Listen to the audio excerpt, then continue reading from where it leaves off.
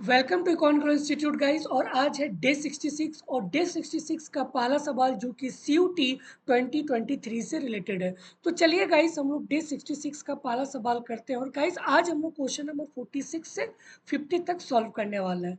तो guys question number 46 आपको given है कि given below are two statement, one is labelled as assertion and other is labeled as reason। तो guys assertion आपको given है कि the inverse of y equal to e पे power x exist for all x greater than zero and reason आपको given है कि fx is differentiable and monotonic होना चाहिए for all x greater than zero.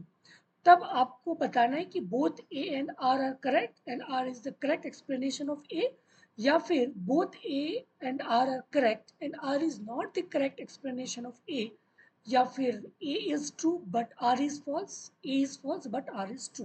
ठीक है। तो गाइस अगर मैं एसिटेशन की तरफ फोकस करूं, यहाँ पे आपको गिवन किया कि इनवर्स। गाइस अगर कोई भी फंक्शन अगर इनवर्स होगा तो उसका क्या मतलब है? अगर y इक्वल टू e पे पावर x ये फंक्शन इनवर्स है, what does it mean? It means that कि ये फंक्शन जो है बाइजेक्टिव होगा। हाँ, ये फंक्शन बाइजेक्टिव होगा। बाइजेक्टिव का मतलब कि आपका one one means injective, injective and as well as surjective, injective as well as surjective. तो अगर गाइस कोई भी फंक्शन को अगर आप इंजेक्टिव प्रूफ कर देते हो और सर्जेक्टिव भी अगर आप प्रूफ कर देते हो तो इसका मतलब है कि उस फंक्शन का जो है इनवर्स अवेलेबल है। ठीक है। तो गाइस इस फंक्शन को जो हमें इंजेक्टिव प्रूफ करना है और as well as subjective proof करना है, तब हम ये कह सकते हैं कि yes the inverse of this function is exist for all x greater than zero. Done. तो चलिए गाइस हम लोग इसका इंजेक्टिव को सॉल्व करते हैं, फिर देन हम लोग इसके सब्जेक्टिव पार्ट को सॉल्व करेंगे। ओके। तो गाइस इंजेक्टिव, ओके, इंजेक्टिव का मतलब one one, okay, one two one, okay, okay. और गाइस आपको यहाँ पे फंक्शन वैल्यू गिवन है कि e पे power x, y equal to f x equal to e पे पावर x। और गाइस अगर कोई फंक्शन वन वन होता है तो इसका इंटरप्रिटेशन क्या होता है कि आउटपुट अगर इक्वल है, अगर आउटपुट इक्वल है तो इनपुट भी इक्वल होना चाहिए। हाँ, इनपुट भी इक्वल होना चाहिए। ये कंडीशन है हमारा वन वन का। ओके, टू वैल्यूज पे, एट वन पे और टू पे। तो गाइस सिमिलरली हम लोग एज्यूम करते हैं कि लेट्स से कि ये जो फंक्शन है इसका आउटपुट इक्वल है। ओके, आउटपुट इक्वल है मतलब कि f of x one equal to f of x two. तो गाइस यहाँ पुट करो e of x one equal to e of x two. Done. तो guys if we take the log, तो log लेने के बाद ये क्या बन जाएगा x one equal to x to.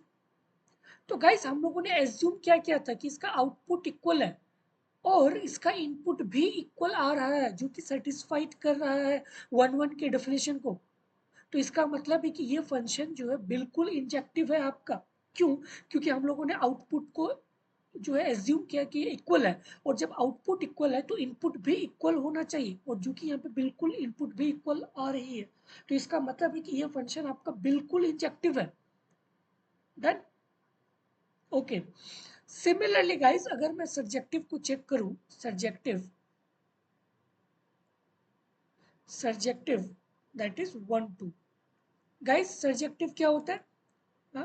Codomain must be equal to range, codomain must be equal to range. तब ये फंक्शन आपका क्या होता है? ऑन टू होता है। Okay fine. और गाइस आपका फंक्शन गिवन क्या है? y equal to f x equal to e पे पावर x। ठीक है। और x का value greater than zero mean zero to infinity के बीच में लाइज कर रहा है। Okay fine. तो गाइस अगर मैं इसका रेंज निकालूंगा तो इसका रेंज भी क्या होगा? हाँ, इसका रेंज भी क्या होगा? y is greater than zero, isn't it? y भी ग्रेटर देन जीरो होगा ना। ठीक है। डन। तो गाइस क्या हम ये बोल सकते हैं कि ये फंक्शन जो है सर्जेक्टिव है, ये फंक्शन सर्जेक्टिव है जब इसका कोडोमेन जीरो टू इन्फिनिटी होगा तब, और रेंज भी जो है गाइस इसका जीरो टू इन्फिनिटी आ रहा है। ठीक है, 0 to इन्फिनिटी आ रहा है, तो इसका मतलब है कि ये फंक्शन आपका सर्जेक्टिव है, मतलब ऑन टू है। ठीक है, this function is surjective on this interval from 0 to infinity. और गाइज यहाँ पे आपको गिवन भी है कि x की वैल्यू इज ग्रेटर देन 0। ठीक है, ओके। तो गाइज ये फंक्शन आपका जो है सर्जेक्टिव भी है एज वेल एज इंजेक्टिव भी है। डन। तो ये तो गाइज आप प्रूफ हो गया। तो इसका मतलब है कि ये फंक्शन बिल्कुल आपका इनवर्स जो है फॉलो हो रही है।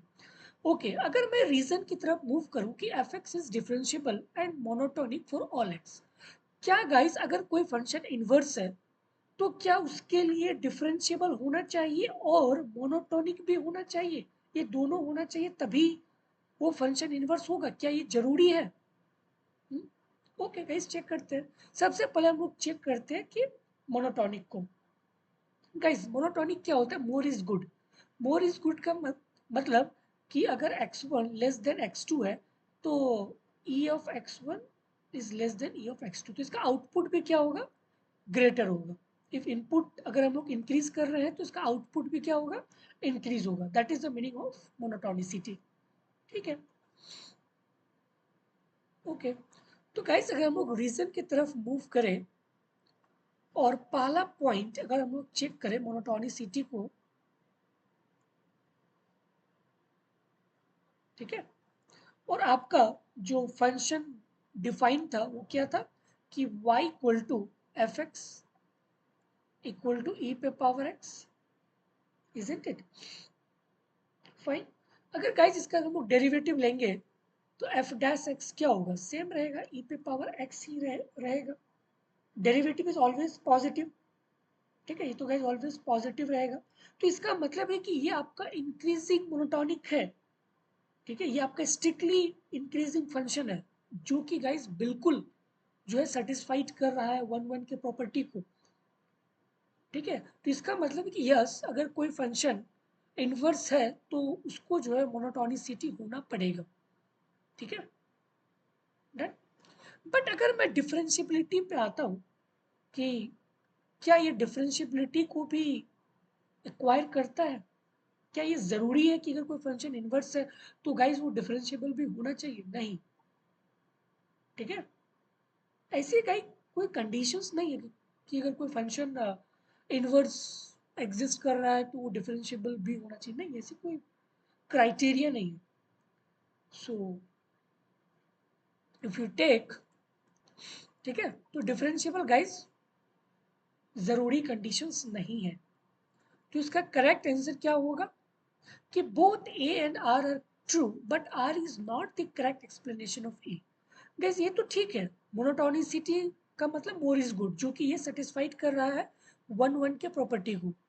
ठीक है, वन वन के प्रॉपर्टी को ही सेटिस्फाइड कर रहा है। बट डिफरेंशिएबल होना मीन्स कि डिफरेंशिएबल जरूरी नहीं कि कोई फंक्शन के लिए वो इन्वर्स ही हो। ठीक है, so the correct answer is two. Done. ठीक है, तो गाइज इस क्वेश्चन में बेसिकली आपको इनवर्स चेक करना था। इनवर्स का मतलब one one as well as onto. तो गाइज हम लोगों ने देखा कि ये फंक्शन वन वन भी है और ऑन टू भी है। ठीक है, onto in the range in the codomain 0 to infinity के बीच में। फाइन, तो ये तो बिल्कुल सही है। और R, R is differentiable and monotonicity for all x. ठीक है, तो बट ये करेक्ट एक्सप्लेनेशन नहीं है कि ठीक है गाइस अगर डिफरेंशिएबल है तो वो बिल्कुल सही है कि वो फंक्शन आपका जो है इन्वर्स होगा। बट ये जरूरी नहीं है कि हर एक फंक्शन के लिए वो डिफरेंशिएबल हो तभी वो इन्वर्स होगा, नहीं, ऐसा कोई पॉसिबल नहीं है। सो दोनों सही है बट आर जो है करेक्ट एक्सप्लेनेशन नहीं है ए का। ठीक है, okay guys, move to question number 47। और 47 आपको गिवन है कि given below are two statement, one is labeled as citation and other labeled as reason। तो ये आपको गिवन है कि according to the first theorem of welfare economics a competitive equilibrium is a Pareto efficient। Guys ये तो बिल्कुल सही है, first fundamental theorem of welfare economics सही तो था कि अगर कॉम्पिटिटिव इक्विलिब्रियम एग्जिस्ट कर रही है किसी भी इकोनॉमी में, means demand equal to supply, तब वो जो कॉम्पिटिटिव इक्विलिब्रियम है वो आपका जो है परेटो एफिशिएंट पॉइंट होगी। ठीक है, परेटो एफिशिएंट पॉइंट का मतलब कि हम किसी को भी बेटर ऑफ नहीं कर सकते हैं दूसरे को वर्स ऑफ करके। ठीक है, तो ये तो बिल्कुल सही है। सिमिलरली अगर मैं रीजन की तरफ मूव करूं, according to the Walras law the value of aggregate excess demand is zero for all the price. Guys ये भी बिल्कुल सही है, वाल्डर्स लॉ वही तो था कि अगर एन मार्केट एग्जिस्ट कर रही है, अगर एन माइनस वन मार्केट अगर इक्विलिब्रियम पे है, तो ये जो nth मार्केट है ये भी आपका इक्विलिब्रियम पे हो जाएगी। ठीक है, अगर एन मार्केट पे लेट से यहाँ पे एक्सेस डिमांड है, तो एक्सेस डिमांड यहाँ पे क्यों है, क्योंकि अदर मार्केट पे एक्सेस सप्लाई है। ठीक है, तो अगर मैं दोनों का डिफरेंस लूंगा मैथमेटिकली, अगर मैं लूंगा तो access demand is the demand minus supply across all market must be zero. ठीक है, the sum of excess demand across all the market must be a zero। तो वही चीज गाइस यहाँ पे है कि वो जीरो होना चाहिए फॉर ऑल प्राइसेस के लिए। ठीक है, ओके। अगर गाइस मैं मूव करूं कि A and B are true and R is the correct explanation of A, and A and R are true, but R is not the correct explanation of A. So guys, the correct option is 2 कि R is not the correct explanation of A। दोनों सही है but R is not the correct explanation of A, क्योंकि first theorem of welfare economics जो हमें ये बताती है कि कंपिटिटिव मार्केट जो है एक परेटो एफिशिएंट पॉइंट को अचीव करती है, वो इसीलिए करती है क्योंकि due to the nature of individual rationality and the price taking behaviour, ना कि वाल्डर्स लॉ की वजह से। ठीक है, सो इसका भी आपका ट्रू होगा कि A and R are true but R is not the correct explanation of A. ठीक है, तो गाइज मैं आपको यहाँ पे रिटर्न फॉर्मेट में एक नोट भी आपको गिवन है कि Y the explanation of assertion is the first fundamental theorem of welfare economics state that any competitive equilibrium where supply equals demand in every markets and no excess demand or supply exists is called the Pareto efficient. So this means that no one can be made better off without making someone else worse off। ठीक है, तो ये आपका बिल्कुल सही है। Similarly reason की अगर मैं बात करूं तो Walras law is an important concept in general equilibrium theory. It states that if all but one market in an economy are in equilibrium, then the last market must also be in equilibrium. Essentially, the total excess demand in all market is zero, meaning that if there is excess demand in one market, there must be excess supply in another market. तो अगर मैं इसका difference लूंगा access demand का, तो this must be zero for all market at all prices, so this is also true. ठीक है, but अगर मैं रिलेशनशिप देखूं, relationship between the situation and reason, तो गाइस ये जो है बिल्कुल सही नहीं है, this R is not the correct explanation. Pareto efficient इसलिए होता है क्योंकि वो डिपेंड करता है इंडिविजुअल की रैशनैलिटी पे और प्राइस टेकिंग बिहेवियर पे, ना कि वाल्डर्स लॉ के वजह से। ठीक है, so the correct answer is 2। Okay, okay guys, move to question number 48। और 48 गाइस आपको यहाँ पे गिवन है कि given below are two statement, one is labeled as assertion and other is labeled as reason। तो ये आपको given है कि a club good is non-rival and excludable in consumption, और reason आपको given है कि public good is non-rival and non-excludable in consumption। guys ये तो बिल्कुल सही है, क्योंकि पब्लिक गुड क्या होता है, non rival as well as non excludable. Non rival का मतलब क्या होता है कि मेरे कंजम्पशन, अगर मैं किसी पर्टिकुलर गुड्स को कंज्यूम करता हूँ तो आपकी अवेलेबिलिटी पे मीन्स आपके कंजम्पशन पे कोई फर्क नहीं होगा। That is the meaning of word non rival, means consumption by one person does not diminishes the amount available to the others। Similarly non excludable, non excludable का मतलब कि it is not feasible to exclude anyone from using the good। Best example is the defense। ओके, और light house. तो guys public good तो बिल्कुल non राइबल और नॉन एक्सक्लूडेबल के क्राइटेरिया को सेटिस्फाइड करती है। बट अगर मैं बात करता हूँ club good, club good guys is a type of good that is non राइबल। ये तो बिल्कुल नॉन राइबल है। नॉन राइबल का मतलब कि one person consumption does not reduces the availability of the good for others. So club good is a non-rival, but guys ये excludable भी है, क्योंकि क्लब गुड वही कंज्यूम कर सकता है जो पेमेंट करती है। ठीक है, जो मनी को पे करता है वही जो है क्लब गुड के सर्विसेज को ले सकता है। तो यहाँ पे एक बैरियर आ गया।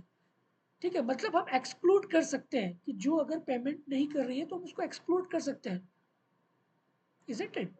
तो ये भी बिल्कुल सही है, but R is not the correct explanation of A. R is not the correct explanation of A.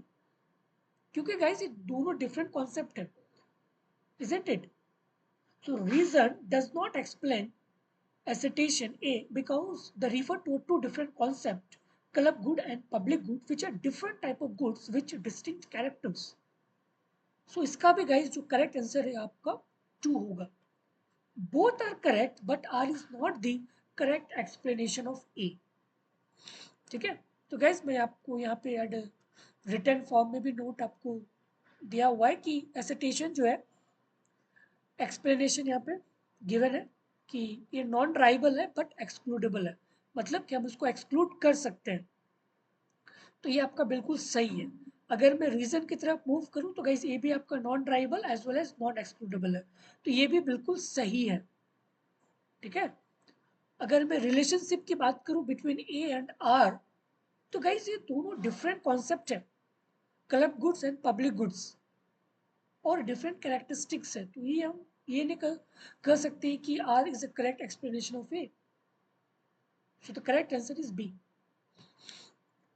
Okay, okay guys, question number 49 given है आपको कि given below are two statement, one is labelled is assertion A and other is labeled as reason R. So while calculating GDP using an expenditure approach means this: y equal to C plus I plus G plus X minus M.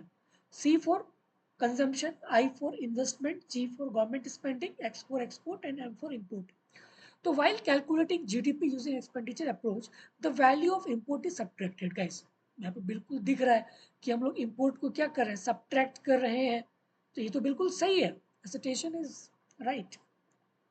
ठीक है, क्योंकि हम लोग import guys represent the goods and service produce outside the domestic economy. But जब भी हम लोग GDP की बात करते हैं तो जीडीपी पे गाइस वही वैल्यू ली जाती है जो कंट्री के इनसाइड में प्रोड्यूस हो रही है, ना कि आउटसाइड में।